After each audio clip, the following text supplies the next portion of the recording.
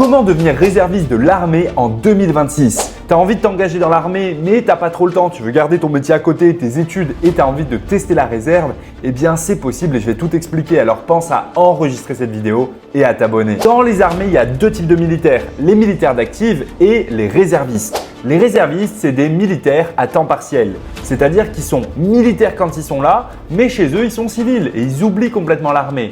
Par contre, quand ils sont présents dans un régiment, dans une unité, ils vont faire à peu près les mêmes choses que les militaires d'active.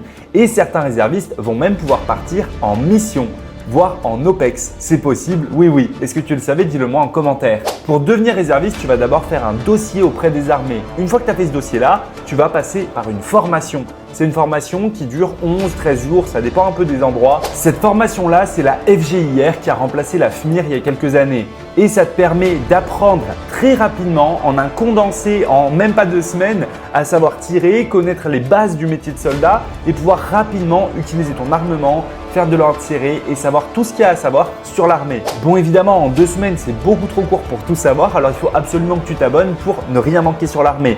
Ensuite, sur cette formation, il faut assurer le niveau sportif. Mais tu l'as vu, il n'y a pas de test sportif avant ça. Certains régiments peuvent t'en faire passer, mais en général, c'est directement la formation.